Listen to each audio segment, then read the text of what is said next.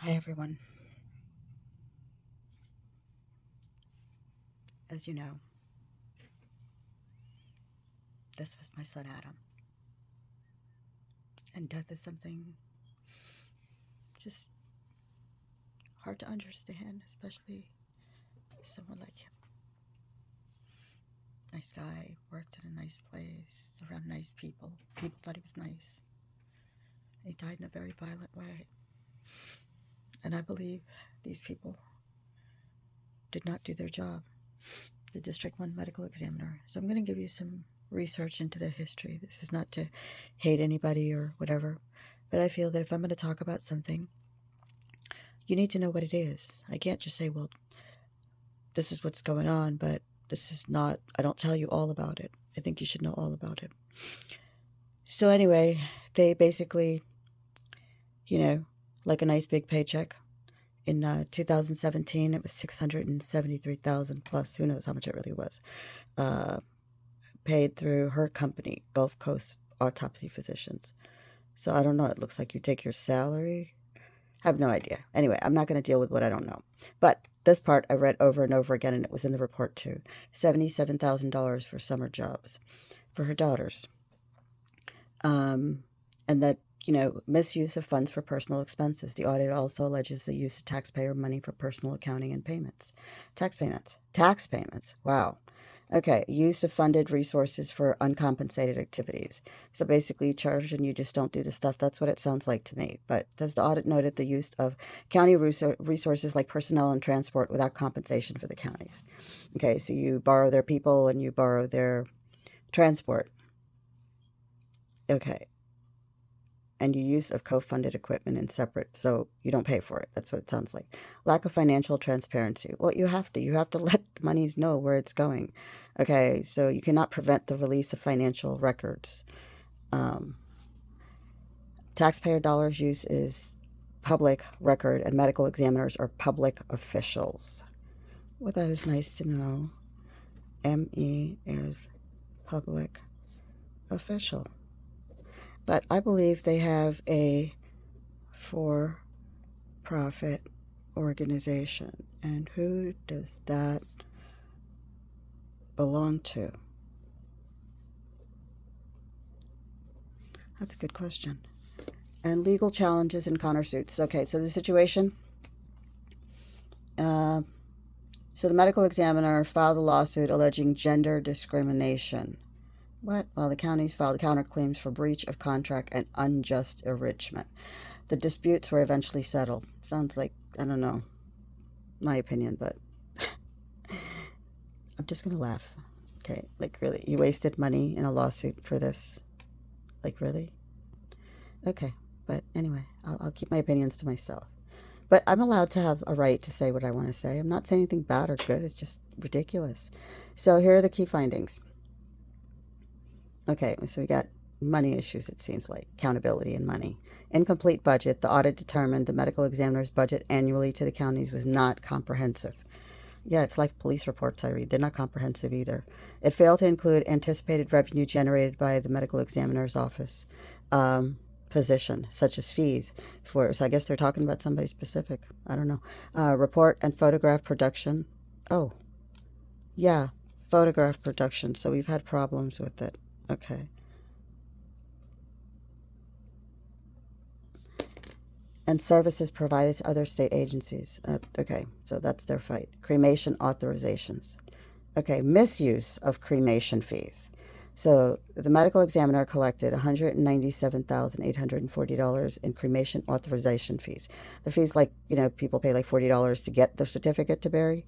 Okay, that's where that money is. The audit period. Well, these funds should have been used to offset expenses and potentially reduce county contributions. So really, when your loved one dies, you're being punished. You're saying, you know what? Yeah, you lost this one person, but you know what? You got to pay a fee to be able to do something with the person.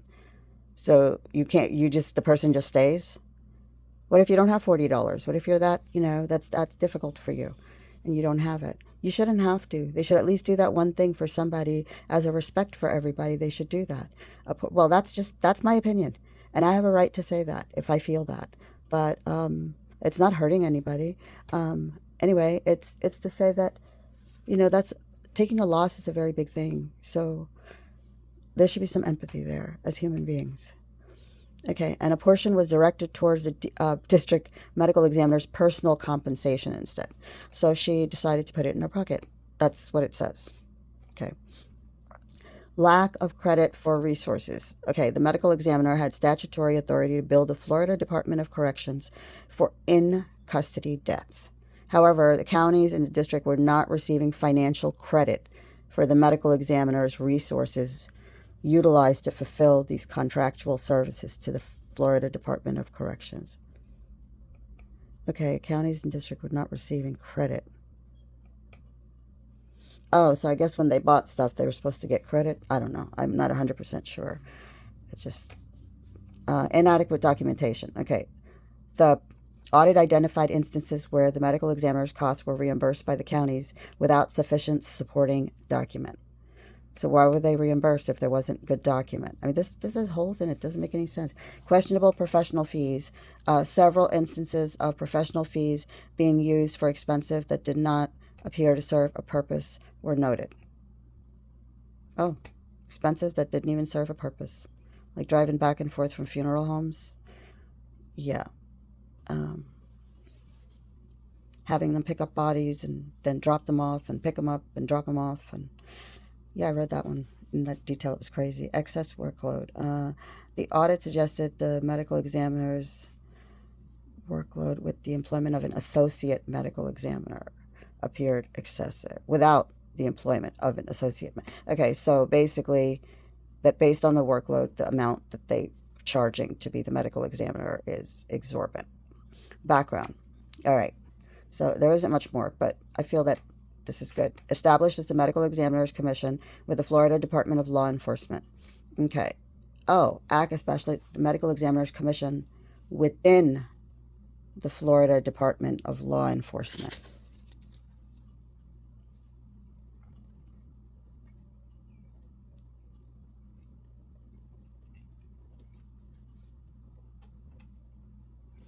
Okay. And then the MEC is responsible for settling policies, overseeing state funds, and investigating violations, and recommending appointments of district medical examiners to the governor. Okay. ME, what do they do? They recommend medical examiners. Okay, to governor.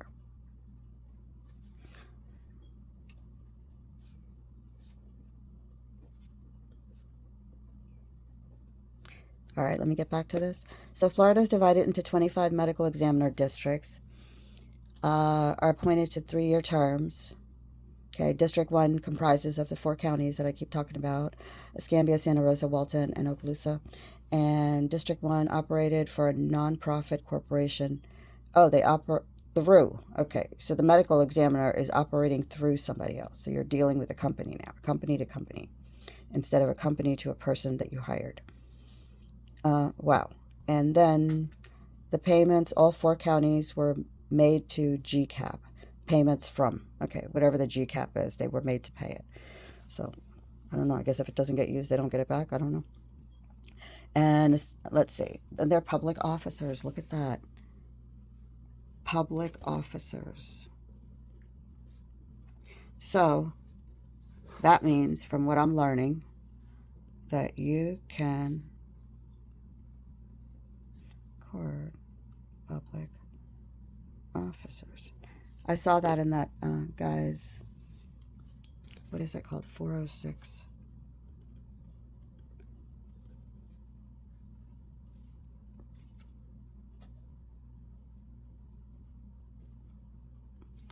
All right, and the audit was conducted by the Okaloosa County Clerk of Court, Department of Inspector General, an independent function. Okay, so the Inspector General working as an independent for this? Why isn't he just working as an Inspector General? I don't know. Let's see. So this is 18-month mentioned above with some exceptions. We'll have to look at what those exceptions are. All right, we'll have to see. 3 and 4 apparently have a lot of things. because I see them all over the place. Let's see. The audit aimed to address questions about the use of professional fees paid by each county. That's in 3. The methodology followed through standards from the Institute of Internal Auditors and the Association of Inspectors General.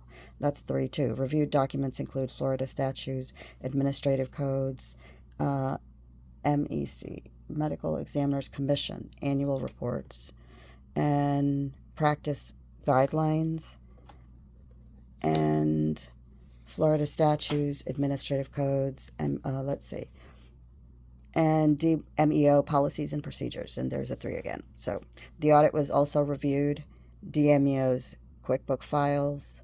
That's what they used, I guess. Proposed budget and monthly billings. Okay, you can propose whatever you want. People won't do it if they're not going to. So here's legal counsel initially refused to provide certain records. Okay, you're a public officer, and disputed the county's rights to audit. So the person that pays you, they have a right to audit, okay? You can't tell them that they can't look at the person they're paying. They need to know why they're paying them, despite contractual language permitting. Yeah, I would say that's the contractual language. While some documents were eventually provided, the audit encountered resistance in obtaining full access to requested information, including year-end financial statements and business tax billings. The audit highlighted significant concerns regarding the financial management and operational transparency of the District 1. Okay, highlighted concerns. Okay, that their financial management is bad. That's what I'm reading in all of this stuff. And the operational transparency. They don't want to tell you about how they do things. And that's quite crazy. And then, so here we go. Here's some very important stuff, too. Very, very important stuff. So if you've been through this with me, then stay on this part. This is the workload and staffing. And this is just really important about the actual practices of what they do.